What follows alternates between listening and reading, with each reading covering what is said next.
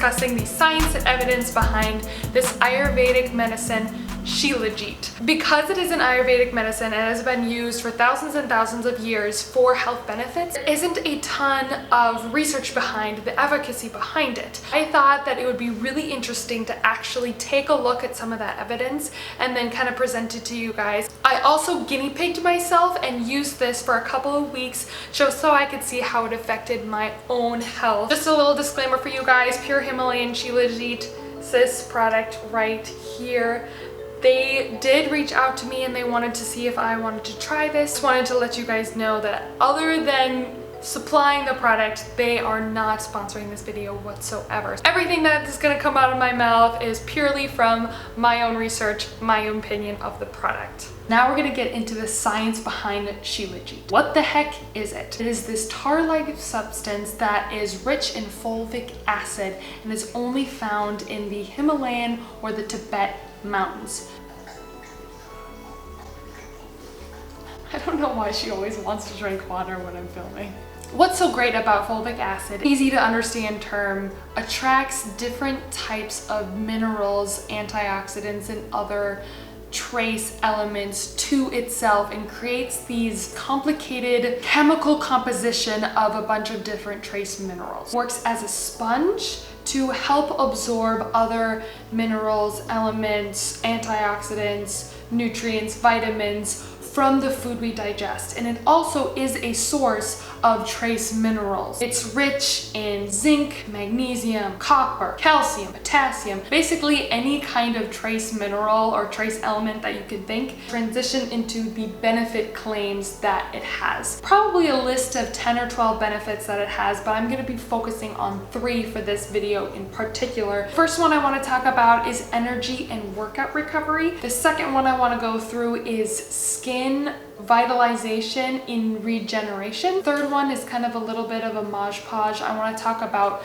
fatigue and brain health. Let's talk about the first category, the energy and workout recovery. Now what I did is I went to PubMed, which is this big mecca resource of scientific research, typed in Shilajit and kind of saw what came up. The first test that I thought was very interesting involved 63 active males. What I really liked about it is that they randomized into 3 different categories: a high dose Shilajit supplement, a low dose, and no supplement whatsoever. For 8 weeks, either you are taking the supplement or you're not taking the supplement. They did a pre-test measuring those contraction rates, and then they did 2 types of post-test. That they did 2 sets of 50 isokinetic leg extensions separated by 2 minutes. Found that individuals taking a high dose Shilajit supplement had less of a decline in their ability to contract their muscles at a maximal level than those taking a low dose supplement or not taking anything whatsoever. What was also interesting is that they measured in HYP, basically a biomarker of collagen degradation. After high intensity exercises, collagen can break down. They found that the HYP serum concentration, the concentration in people's blood of HYP, was significantly less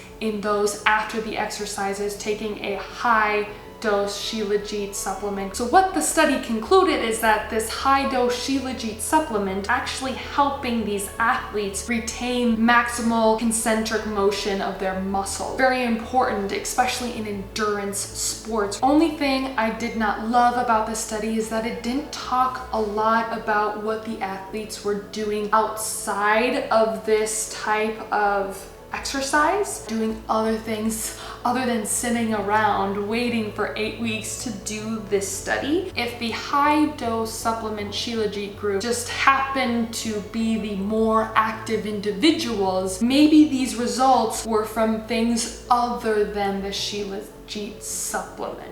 The next article talked about 16 different overweight individuals, how Shilajit could upregulate some of the genes, help build and retain muscle. With this, they had these individuals doing roughly 30 minutes of exercises on the treadmill throughout the entire study protocol. Found an oral supplement of the Shilajit seemed to upregulate the quote-unquote good genes that that would promote muscle elasticity, repair, regeneration, and increase in muscle fibers. The study was also only done over 8 weeks, so I would once again like to see a little bit longer of a trial period. Is it the Shilajit that is causing this gene regulation, or is it the fact that now they are being supervised, forced to complete this 30 minutes on a treadmill 3 times a week? Personal experience with trying this out for a couple of weeks, I didn't see crazy increases in muscle recovery. I didn't see an astronomical increase in energy. However, you were eating a standard American diet, you were only getting the minimal amount of recommendation for exercising. Could you see better results with Shilajit than me? Maybe. There are some good studies out there suggesting that Shilajit is helping. The next health claim that I wanted to dig a little bit deeper in is the skin revitalization, especially in regards to wounds, burns, stretch marks, bruises. Information provided on the site talked a lot about how zinc, copper, magnesium, all these different trace elements that are found in this product aid in helping skin regeneration. I would compare it more to the information when you hear, oh, multivitamins are good for overall health. Shilajit is good for overall skin health. I couldn't find any studies measuring skin revitalization using Shilajit. This health claim makes sense because of all the elements, minerals in Shilajit. However, I don't think that there's enough proof to say that you're going to then have this amazing skin, or your bruises and wounds and burns are going to heal better by taking Shilajit. Can't hurt, but will it help? I don't know, because there's no specific evidence in regards to that. The last one I want to talk about is fatigue and brain health. I'm very passionate about this topic because with the mental health crisis that is going on in our world today, as well as people are just tired all the time, I want to make sure that I can do everything that I can to provide you guys with information to help with those topics. So it's really